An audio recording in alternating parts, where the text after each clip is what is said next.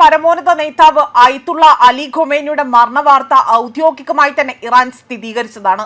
എന്നാൽ ഈ ഒരാഴ്ചക്കിടയിൽ തന്നെ അദ്ദേഹത്തിന്റെ എക്സ് അക്കൗണ്ട് വളരെ സജീവമായി തന്നെ പ്രവർത്തിക്കുന്നുണ്ട് എന്ന റിപ്പോർട്ടുകളാണ് ഇതോടുകൂടി പുറത്തു വരുന്നത്.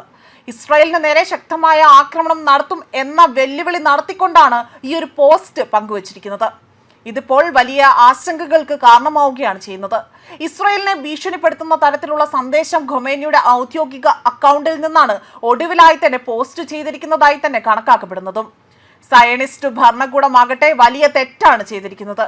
ഇതിന്റെ പ്രത്യാഘാതം നിങ്ങൾക്ക് നിരാശയുണ്ടാക്കുന്നതായിരിക്കും എന്നതാണ് ഈ പോസ്റ്റിലൂടെ വലിയ രീതിയിലുള്ള വെല്ലുവിളി നടത്തിയിരിക്കുന്നത്. ഇറാന്റെ മിസൈൽ ശക്തി കാണിക്കുന്ന 3 ചിത്രങ്ങൾ ചേർത്ത് വെച്ചുകൊണ്ട് എക്സിൽ ഈ സന്ദേശം പോസ്റ്റ് ചെയ്തിരിക്കുന്നത്. ഇത് ഏത് സൈബർ ഇടത്തിൽ നിന്നാണ് ഇത്തരത്തിലൊരു പോസ്റ്റ് പങ്കുവച്ചിരിക്കുന്നത് എന്നതിനെക്കുറിച്ച് അന്വേഷണം നടത്തി വരികയാണ്. വമ്പൻ ബാലിസ്റ്റിക് മിസൈൽ രാത്രി ശത്രു രാജ്യത്ത് പതിക്കുന്നതിന്റെ ചിത്രമാണ് ആദ്യത്തേത്. രണ്ടാമത്തേതാകട്ടെ ചിത്രത്തിൽ മരുഭൂമിയിൽ ഇറാൻ സൈനികർ മൊബൈൽ ലോഞ്ച്ഡിൽ മിസൈലുമായി തന്നെ നിൽക്കുന്നതാണ്. സമീപത്തായി തന്നെ ഇറാനിയൻ പതാക അവിടെ പറക്കുന്നതായും കാണാൻ സാധിക്കുന്നു. വെളുത്ത കോട്ട് ധരിച്ച ശാസ്ത്രജ്ഞർ അതുപോലെ തന്നെ ഹൈടെക് മിസൈൽ വികസിപ്പിക്കുന്നതായാണ് മൂന്നാമത്തെ ചിത്രമായി തന്നെ നൽകിയിരിക്കുന്നത്. ഇത് പൂർണ്ണമായും തന്നെ ഇസ്രായേലിനെ വെല്ലുവിളിക്കുന്ന തരത്തിലാണ് ഈ ചിത്രങ്ങൾ പങ്കുവച്ചിരിക്കുന്നത്. ഫെബ്രുവരി 28-ന് ഖൊമൈനി കൊല്ലപ്പെട്ടതിന് ശേഷം അക്കൗണ്ടിലെ ബയോ ഇസ്ലാമിക് റവല്യൂഷണറിലെ രക്തസാക്ഷിത്വം വരിച്ച നേതാവ് എന്നാക്കി മാറ്റുകയാണ് ചെയ്തിരിക്കുന്നത്. അതായത് ഇവിടെ ഔദ്യോഗികമായി തന്നെ ഇറാൻ ഇതിലൂടെ തന്നെ വ്യക്തമാക്കുകയാണ് ഖൊമേനി ആകട്ടെ ഇവിടെ ഈ ഇസ്രായേൽ ആക്രമണത്തിൽ കൊല്ലപ്പെട്ടു എന്നതാണ് വ്യക്തമാക്കിയിരിക്കുന്നത്. അതിനായി തന്നെയാണ് ഇസ്ലാമിക് റവല്യൂഷനിലെ രക്തസാക്ഷിത്വം വരിച്ച നേതാവ് എന്നത് ഇതിനോടായി തന്നെ വ്യക്തമാക്കുന്നത്. ഖൊമേനിയുടെ മരണത്തിന് പിന്നാലെ തന്നെ ഇസ്രായേലും US-ഉമായി തന്നെ ഒട്ടേറെ ബാലിസ്റ്റിക് മിസൈലുകളാണ് ഇറാൻ അയച്ചത്. അതേസമയം സമ്മിശ്ര പ്രതികരണങ്ങളാണ് ഖൊമേനിയുടെ പോസ്റ്റിന് ലഭിച്ചിരിക്കുന്നത്. അതായത് ഇറാനിൽ തന്നെ ഭരണവിരുദ്ധ വികാരം അലയടിക്കുന്ന ഒരു അവസരത്തിൽ കൂടിയാണ് ഇത്തരം ഒരു പോസ്റ്റ് പങ്കുവച്ചിരിക്കുന്നത്.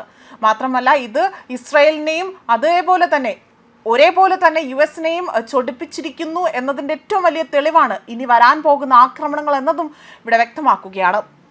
അതേസമയം ഇറാൻ ആകട്ടെ ഹോർമോസ് കടൽ ഇടുക്കിലൂടെ തന്നെ പോകുന്ന എണ്ണക്കപ്പലുകൾക്ക് ആവശ്യമില്ലെങ്കിൽ US നാവികസേന അകമ്പടി സേനയാകുമെന്ന അവകാശവാദത്തിൽ ട്രംപ് വലിയ വെല്ലുവിളിയാണ്. അതായത് ട്രംപിനെ വലിയ രീതിയിൽ വെല്ലുവിളിച്ചുകൊണ്ടാണ് ഇറാൻ രംഗത്ത് വരുന്നത്. അവരുടെ വരവിനായി തന്നെ ഞങ്ങൾ കാത്തിരിക്കുകയാണ്. ഇറാൻ സൈനിക വ്യക്തമാണ് ഇത്തരം ഒരു കാര്യം വ്യക്തമാക്കുന്നത്. US അത്തരം ഒരു തീരുമാനം എടുക്കും മുൻപേ തന്നെ 1987-ലെ ആക്രമണവും അടുത്തിടെ ഉണ്ടായ സംഭവങ്ങളും ഓർമ്മിപ്പിക്കുന്നത് നന്നാവുമെന്നും ഇറാനിയൻ സേന മുന്നറിയിപ്പ് നൽകുന്നുണ്ട്. അകമ്പടി നൽകാനുള്ള തീരുമാനത്തെ സ്വാഗതം ചെയ്യുന്നുവെന്നും അകമ്പടിക്ക് ഇറങ്ങും മുൻപേ തന്നെ US സൂപ്പർ ടാങ്കറായ ബ്രിസ്റ്റൺ ആകട്ടെ 1987-ൽ കത്തിച്ചതും അടുത്തിടെ തന്നെ ഞങ്ങൾ ലക്ഷ്യമിട്ട എണ്ണ ടാങ്കുകൾ അമേരിക്കക്കാർ ഓർക്കുന്നത് നന്നാകുമെന്നും അതിനായി തന്നെ ഞങ്ങൾ അഭ്യർത്ഥന നടത്തുന്നതായും ഇദ്ദേഹം ഇതിലൂടെ വ്യക്തമാക്കുന്നുണ്ട്. അതേസമയം US-ഉമായുള്ള സംഘർഷത്തെ തുടർന്ന് ഹോർമൂസ് കടൽ ഇടുക്കിലൂടെയുള്ള ഗതാഗതത്തിന് ഇറാൻ നിയന്ത്രണം ഏർപ്പെടുത്തിയിരിക്കുകയാണ്. ഇതിന് പിന്നാലെയാണ് ഹോർമൂസിൽ US നാവികസേന ആവശ്യമെങ്കിൽ അകമ്പടി നൽകുമെന്ന ഒരു വസ്തുത ട്രംപ് ഇവിടെ വ്യക്തമാക്കുന്നത്. ഇതിനെ പിന്തുണച്ചുകൊണ്ട് US ഊർജ്ജ സെക്രട്ടറി ക്രിസ് റൈറ്റ് ആകട്ടെ ഒരു പ്രസ്താവന നടത്തുകയും ചെയ്തിരുന്നു. അദ്ദേഹത്തിന്റെ പ്രസ്താവന ഇങ്ങനെയാണ്: ന്യായമായ സമയത്ത് തന്നെ അമേരിക്കൻ നാവികസേനയ്ക്ക് ഹോർമൂസ് കടലിടുക്ക് വഴി വാണിജ്യ കപ്പലുകൾക്ക് സംരക്ഷണം നൽകി തുടങ്ങാൻ കഴിയും. ഊർജ്ജ സെക്രട്ടറിയുടെ വാക്കുകൾ ഇങ്ങനെയാണ്. ഇതിന് പിന്നാലെയാണിപ്പോൾ ഇറാൻ വലിയ രീതിയിൽ വീണ്ടും വെല്ലുവിളി നടത്തിക്കൊണ്ട് രംഗത്ത് വന്നിരിക്കുന്നതും. ന്യൂസ് ഡെസ്ക് കർമ്മ ന്യൂസ്.